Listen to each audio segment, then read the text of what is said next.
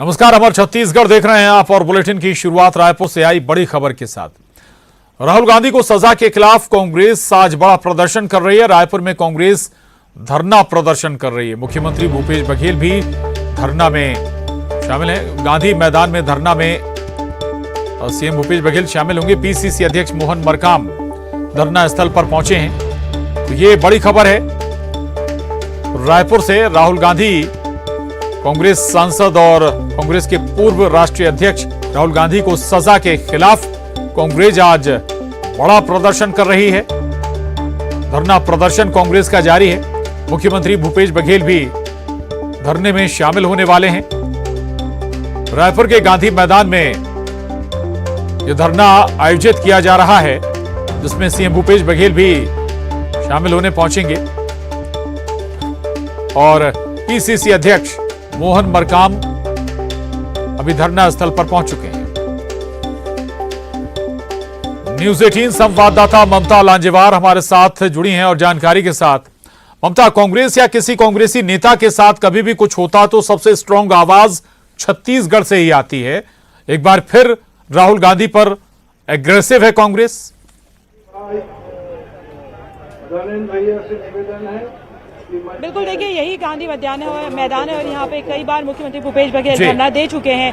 और जब इस तरह की घटनाएं जो है वो सामने आई है, राहुल गांधी को लेकर जो सजा हुई है, 2 साल की जो सजा हुई है, उसको लेकर जो है वो यहाँ पर विरोध प्रदर्शन किया जा रहा है। लेकिन जमानत मिल गई है। लेकिन ये कांग्रेस कह रही है कि लोकतंत्र जो अधिकार है उनका दुरुपयोग किया जा रहा है और जब विपक्ष से नहीं कर पा रहे हैं तो ऐसे में इस तरह की चीजें जो है वो की जा रही है। कोर्ट का उपयोग किया जा रहा है। ये तमाम आरोप है कि मतलब न्यायपालिका जो है उस पर भी उसका इस्तेमाल किया जा रहा है। ये तमाम आरोप है और अभी थोड़ी देर में मुख्यमंत्री भूपेश बघेल यहाँ पर पहुंचेंगे। पीसीसी अध्यक्ष मोहन मरकाम मौजूद हैं और इसके साथ अगर हम बात करें तो तमाम जो कांग्रेस के कार्यकर्ता पदाधिकारी हैं वो मौजूद हैं। इस समय गणेश साहू बोल रहे हैं जो कांग्रेस के विधायक हैं और यहाँ पर आप देख सकेंगे बड़ी संख्या में महिला कांग्रेसी और जो कांग्रेस के जो कार्यकर्ता मौजूद हैं। आज शाम को मल्लिकार्जुन खड़गे की बैठक बुलाई है। शाम को 5 बजे दिल्ली में बैठक होगी और जूम के जरिए मुख्यमंत्री भूपेश बघेल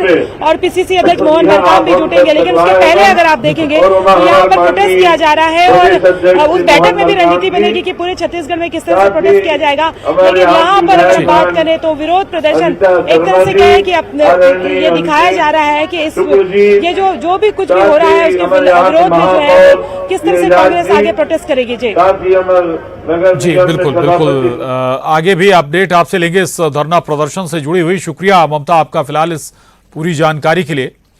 आगे बढ़ेंगे। रायपुर से बड़ी खबर है। दिल्ली में आज कांग्रेस की बड़ी बैठक होने जा रही है। राहुल गांधी के मुद्दे पर दिल्ली में बड़ी बैठक होगी। बैठक में वीडियो कॉन्फ्रेंसिंग से मुख्यमंत्री भूपेश बघेल भी जुड़ेंगे। पीसीसी अध्यक्ष मोहन मरकाम भी इस बैठक में शामिल हो सकते हैं। मुख्यमंत्री भूपेश बघेल का शेड्यूल बदला है। 2 से 4 बजे तक का समय आरक्षित रखा गया है इस बैठक के लिए। दरअसल दिल्ली में कांग्रेस की ये बड़ी बैठक होने वाली है राहुल गांधी के मसले पर और इस बैठक में वीडियो कॉन्फ्रेंसिंग के जरिए मुख्यमंत्री भूपेश बघेल भी शामिल होंगे। इसके अलावा पीसीसी अध्यक्ष मोहन मरकाम भी इसमें शामिल हो सकते हैं और इसी के मद्देनजर मुख्यमंत्री का शेड्यूल भी बदला गया है। अब 2 से 4 बजे तक का समय आरक्षित रखा गया है। और रायपुर से बड़ी खबर है। 4 लेन रेलवे अंडर ब्रिज का लोकार्पण हुआ। सीएम भूपेश बघेल ने लोकार्पण किया है। फाफाडी में ये रेलवे ओवर ब्रिज बना हुआ है।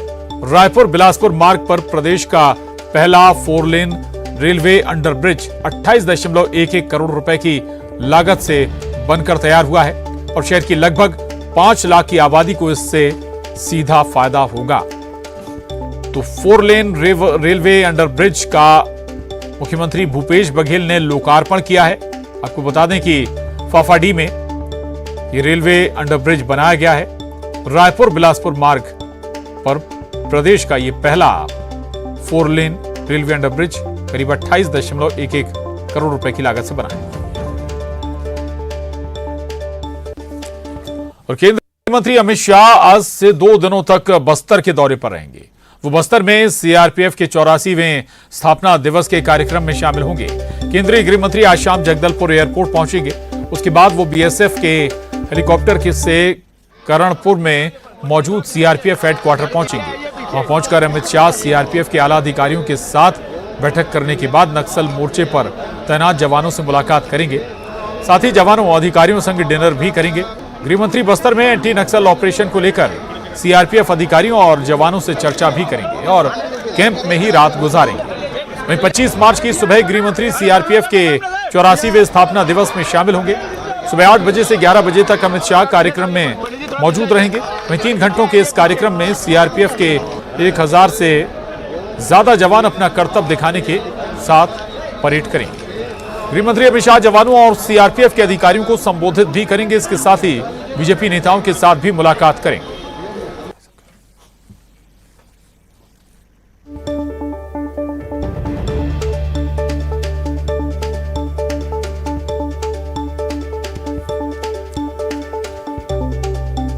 तो आपको बता दें कि गृह मंत्री अमित शाह छत्तीसगढ़ के 2 दिनों के बस्तर के दौरे पर रहेंगे। वो बस्तर में सीआरपीएफ के 84वें स्थापना दिवस कार्यक्रम में भी शामिल होने वाले हैं। आगे बढ़ेंगे। जगदलपुर से बड़ी खबर है। सीआरपीएफ के 84वें स्थापना दिवस पर प्रेस कॉन्फ्रेंस चल रही है। जगदलपुर में सीआरपीएफ के डीजी पत्रकारों से उन्होंने बात की है। राज्य सरकार के साथ मिलकर सीआरपीएफ नक्सलियों से मुकाबला कर रही है। नक्सली घटनाओं में काफी कमी आई है, ये दावा है। 2 साल में 53 कैंप बनाकर नक्सलियों को पीछे धकेला है। आश्रम, स्कूल और मेडिकल के लिए भी काम किया जा रहा है। अंदरूनी इलाकों में सुरक्षा बलों की मदद से सड़कें बन रही हैं।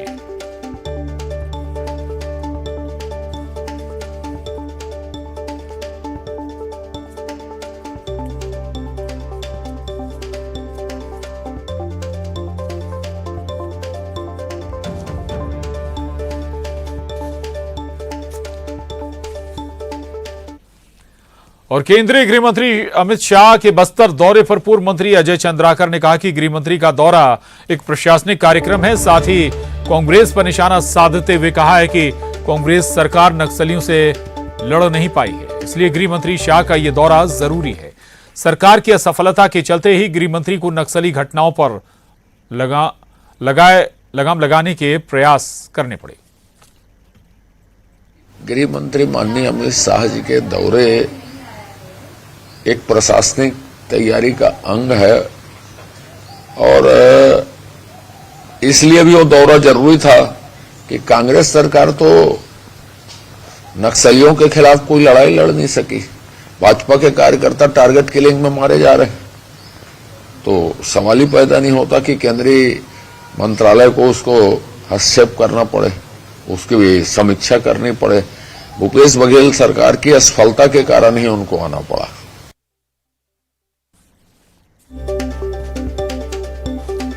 आपको बता दें कि 2 दिनों का बस्तर दौरा गृह मंत्री अमित शाह का, और इस पर हालांकि सियासत भी शुरू हो गई है।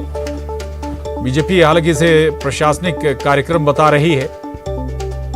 केंद्रीय गृह मंत्री अमित शाह के दौरे को और कांग्रेस पर निशाना भी साधा जा रहा है बीजेपी की ओर से कि चूंकि नक्सल मोर्चे पर सरकार विफल हो गई, यह आरोप बीजेपी का, और इसीलिए गृह मंत्री को यह दौरा करना पड़ रहा है।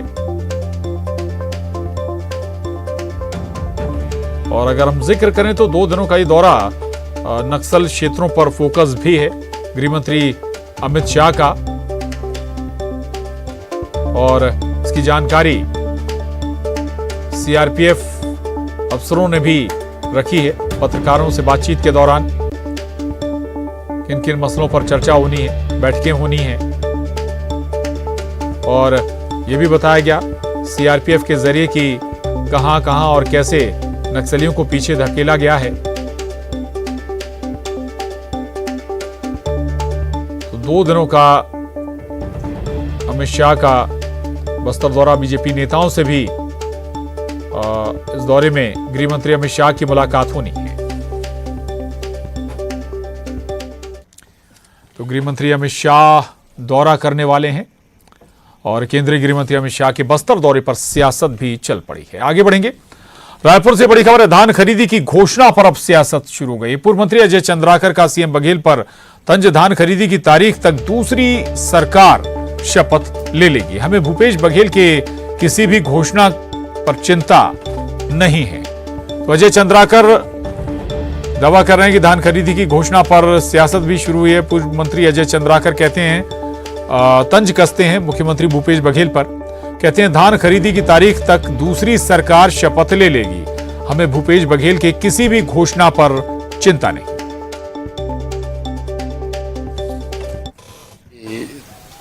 ने घोषणा की है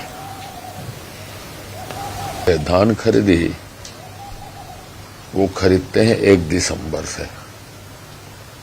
अभी तक जैसा पैटर्न रहा है, 1 दिसंबर को दूसरी सरकार शपथ ले चुकेगी, वो भाजपा की होगी।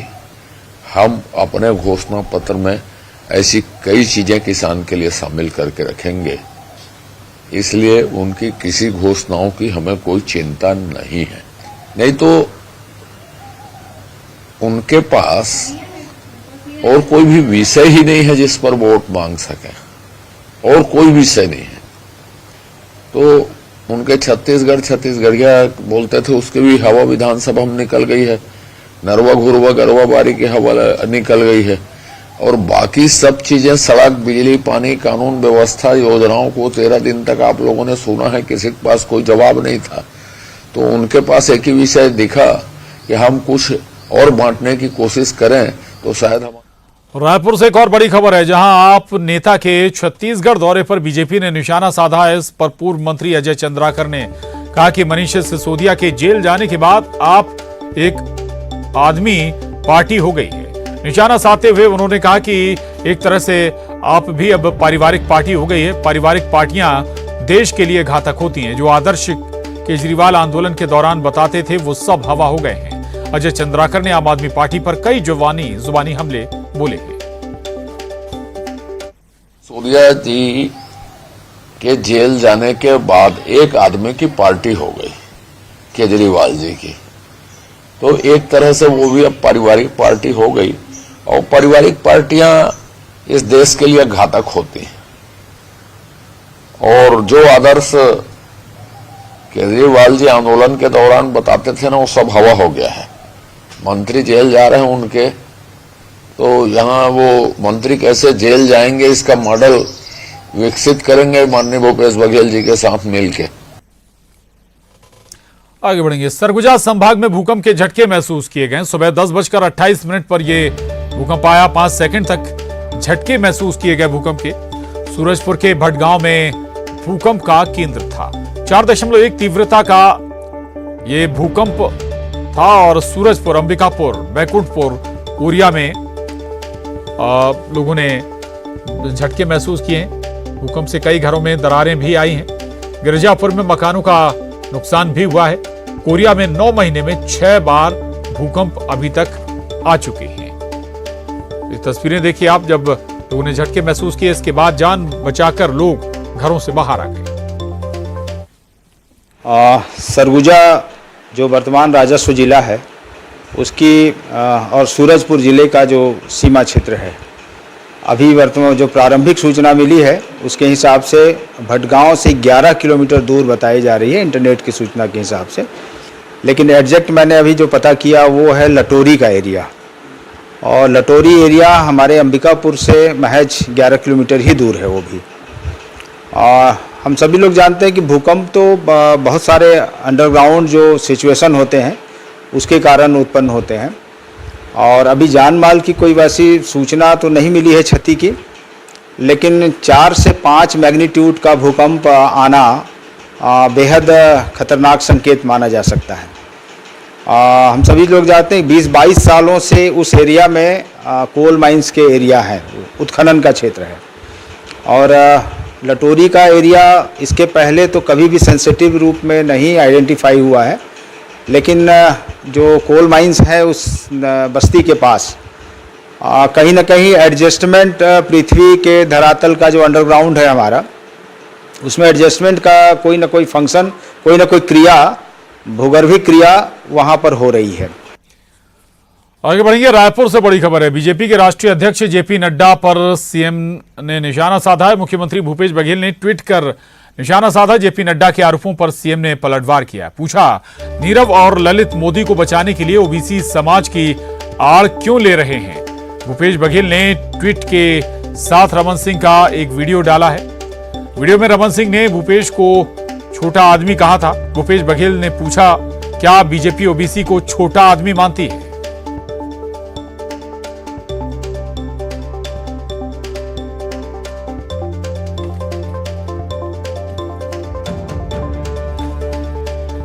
मुख्यमंत्री भूपेश बघेल ने ट्वीट के जरिए बीजेपी के राष्ट्रीय अध्यक्ष जेपी नड्डा पर निशाना साधा है।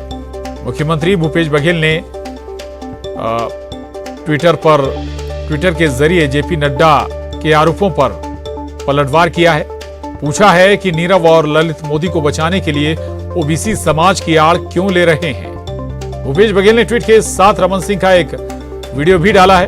वीडियो में रमन सिंह ने भूपेश को छोटा आदमी कहा था और भूपेश बघेल ने इस पर सवाल किया है कि क्या बीजेपी ओबीसी को छोटा आदमी मानती है।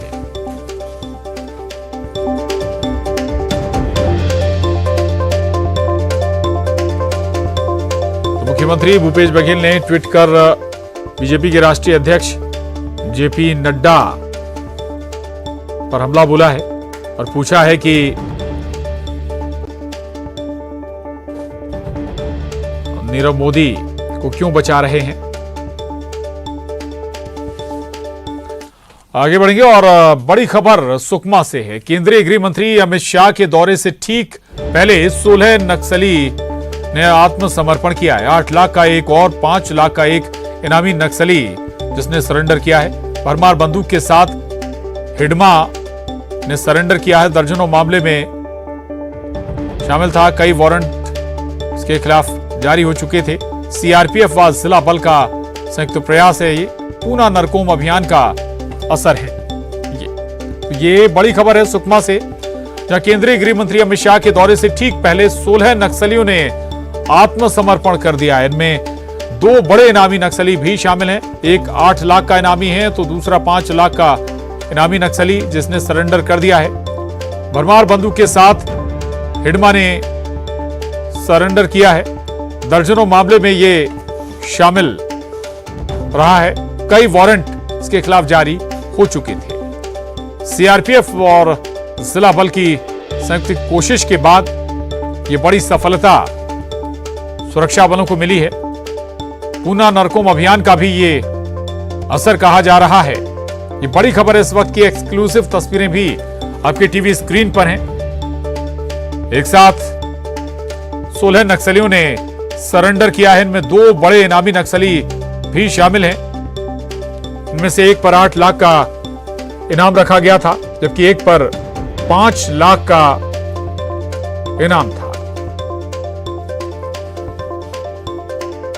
तो आपको बता दें कि केंद्रीय गृह मंत्री अमित शाह के दौरे से ठीक पहले ये बड़ी सफलता सुरक्षा बलों के लिए। पूना नरकोम का असर भी ये बताया जा रहा है। दरअसल 16 नक्सलियों ने आत्मसमर्पण किया है। और आपको रायपुर लिए चलते हैं। कांग्रेस का धरना प्रदर्शन मुख्यमंत्री भूपेश बघेल पहुंचे हैं। सुनिए। आवाज बुलंद करे पर प्रदेश कांग्रेस कमेटी के अध्यक्ष भाई मोहन मरकाम जी, पूर्व अध्यक्ष बड़े भैया दिनेश साहू जी, विधायक श्रीमती भाई विकास उपाध्याय जी, अनिता शर्मा जी, हमारे प्रथम पंचायत मंत्री अमरीश भैया,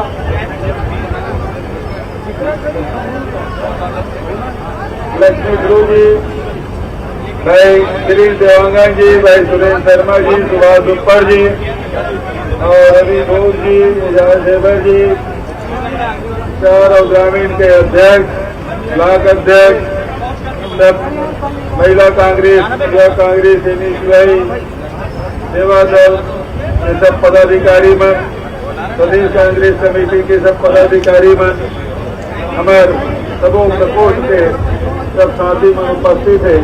बहुत ही 60 नोटिस में एक कार्यक्रम आयोजित हुई। आप सब जाना था कभी देश में जिन हालात है परिस्थिति आप सब समझा तो जोधपुर अधिवेशन के बाद शिक्षा शिविर के बाद पद यात्रा के निर्णय ली। तो पद यात्रा के नेतृत्व आदरणीय राहुल जी करीब 7 सितंबर से कन्याकुमारी से पद यात्रा चलते हुए कश्मीर तक के 30 जनवरी में यात्रा समाप्त हुई। साथ ही अभी लोकसभा में गतिरोध जारी है। सत्ता पक्ष यदि कोई बात रखते अगर विरोध में विपक्ष बहिर्गमन करते, काम काज ठप करते, रोकते, बहिर्गमन करते, लेकिन ये पहली बार हो तो लोकसभा में ये दूसरा सप्ताह है जिसमें सत्ता पक्ष बाधित करते लोकसभा नहीं चलाते। कावर नहीं चलाते ये कह के कि अडानी के मामला में चर्चा मत हो सका और कि राहुल गांधी जी पूछी प्रधानमंत्री जी ये अडानी तोषण में विदेश यात्रा के गांव करे के गांव तोषण आएगे तो विदेश यात्रा के बाद वो देश में अडानी की यात्रा के बार हो ओकर बीच में समझौता का हो है। ये सेल कंपनी है लेकर पैसा यहाँ से विदेश और विदेश से फिर कैसे आए ये 3-4 तो मुख्यमंत्री भूपेश बघेल को सुन रहे थे आप। दरअसल कांग्रेस का ये प्रदर्शन रायपुर में चल रहा है राहुल गांधी के मसले पर। बुलेटिन में बस इतना ही, खबरों का सिलसिला जारी।